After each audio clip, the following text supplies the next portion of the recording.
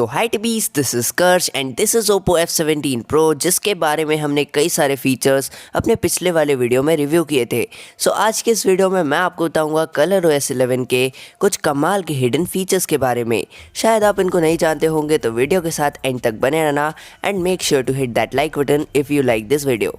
अगर मैं बात करूं होम स्क्रीन ट्रिक्स की, तो जैसे ही आप अपनी स्क्रीन पर होल्ड करते हो तो आपको यहां पर 3 मेन फीचर्स देखने मिल जाते हैं, जिसमें कि आपको जो वॉलपेपर्स, आइकन्स, यहाँ तक कि लेआउट और विजेट्स का भी ऑप्शन देखने मिलता है। एंड यहीं पर जब आप मोड में जाते हो आपको और ऑप्शंस यहाँ पर देखने मिल जाते हैं।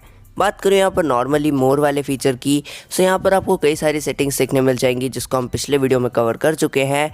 लेकिन मेनली मैं बात करूँ यहाँ पर ड्रॉअर एंड डेस्क की, तो आपको यहाँ पर कुछ ऐसे फीचर्स देखने मिलते हैं जिसको मैंने अपने पिछले वीडियो में नहीं बताया। अगर आपने ColorOS 7.2 यूज़ किया है तो आपने आइकन पुल डाउन जेस्चर के बारे में ज़रूर से सुना होगा।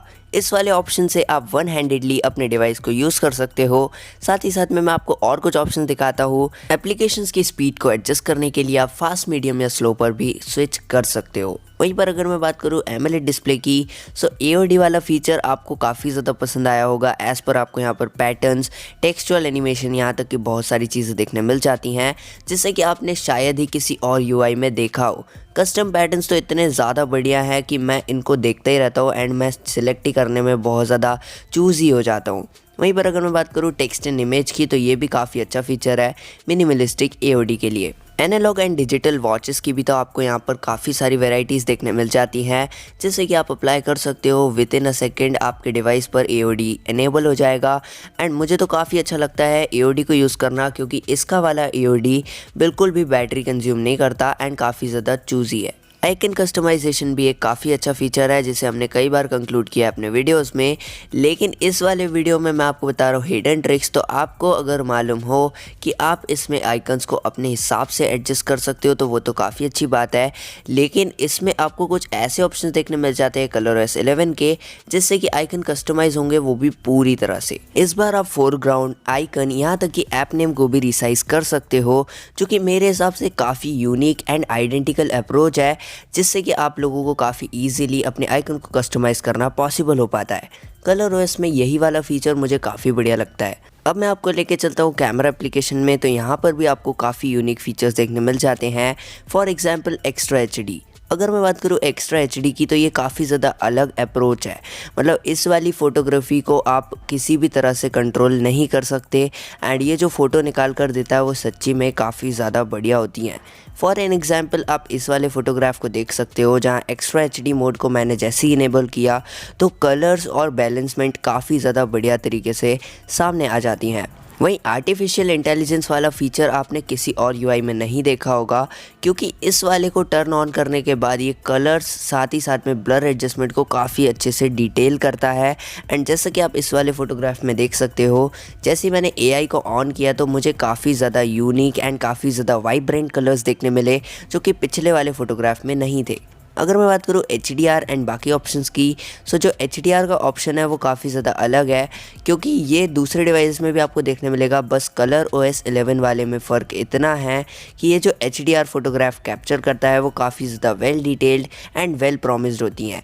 क्योंकि इस वाली फ़ोटोग्राफी को आप ऐसा समझ सकते हो कि इसमें आपको काफ़ी ज़्यादा डिटेलिंग देखने मिलती है एंड साथ ही साथ में आप देख सकते हो बोके एंड ब्लर एडजस्टमेंट काफ़ी ज़्यादा बढ़िया तरीके से आता है, जो कि मेरे हिसाब से बेस्ट फीचर हो जाता है किसी भी HDR फोटोग्राफी के लिए। अब आप बताना आपको कैसा लगा। जैसे ही आप नाइट के ऑप्शन पर शिफ्ट करोगे तो यहाँ पर आपको ऊपर में एक कैमरा का आइकन देखने मिलेगा, जो कि एक्चुअल में अल्ट्रा स्टडी मोड है। अब ये जो मोड है ये आपको काफ़ी ज़्यादा अलग लगेगा, क्योंकि ये दूसरे डिवाइसेस में आपको देखने नहीं मिलता है। जब आप इससे किसी भी वीडियो को कैप्चर करते हो तो वो वीडियो बिना ट्राइपॉड के भी काफ़ी ज़्यादा स्टेबल देखने मिल जाएगी। वहीं पर ये जो छोटा सा आइकन है इसे हम कहते हैं बोके। जब आप इसको इनेबल कर सकते हो तो आपको बोके एडजस्ट करने का यहाँ पर ऑप्शन देखने मिल जाता है, जिससे कि आप बोके बना सकते हो, किसी भी वीडियो के पीछे ब्लर ला सकते हो अगर आप चाहते हो तो। वहीं पर जो अल्ट्रा स्टेडी मोड है वो मुझे बहुत ज़्यादा बढ़िया लगा। ये किसी और स्मार्टफोन से अलग है, क्योंकि इसमें आपको काफ़ी ज़्यादा स्टेडी वीडियो देखने मिलती है। विदाउट एनी गिम्बल आप गिम्बल जैसी वीडियोस को शूट कर सकते हो।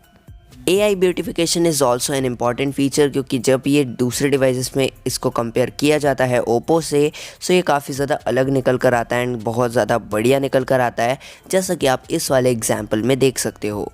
एआई वाले पोर्ट्रेट को आपने सुना ही होगा इसके एडवर्टाइजमेंट में। एआई कलर पोर्ट्रेट एक ऐसा फीचर है जिससे कि आप कलर पोर्ट्रेट फ़ोटोग्राफी कर सकते हो, जैसा कि आप देख सकते हो इस वाले फ़ोटोग्राफ में, जो कि मुझे बहुत ज़्यादा पसंद है एंड मैं इसे रोज़ यूज़ करता हूँ अपने डे टू डे लाइफ में। Last but not the least, notification panel में जाकर OSIE को इनेबल आप कर सकते हो अगर आपको बैटरी को ऑप्टिमम यूज़ करना है अपने डिस्प्ले के तौर पर। मतलब जहाँ पर आपको वाइब्रेंट क्वालिटी चाहिए पड़ेगी, ये वहाँ पर आपको वाइब्रेंट इनेबल कर देगा। यही थे कुछ कमाल फीचर्स इसी ColorOS 11 के, जो कि बहुत ज़्यादा बढ़िया थे एंड मैंने सोचा क्यों ना आपको इसको एक सीक्रेट फीचर के तौर पर या टिप्स एंड ट्रिक्स के रूप में मैं आपको बता सकूं। अब ये वीडियो आपको कैसा लगा वो तो आप मुझे बताओगे ही इन दी कमेंट्स। साथ ही साथ आपको ये भी गैस करना है कि ये जो BGM पीछे बज रहा है ये कौन सा वाला BGM है। बाकी इस वीडियो को यहीं पर एंड करते हैं, मैं आपसे मिलता हूँ नेक्स्ट वीडियो में। तब तक के लिए जय हिंद, वंदे मातरम।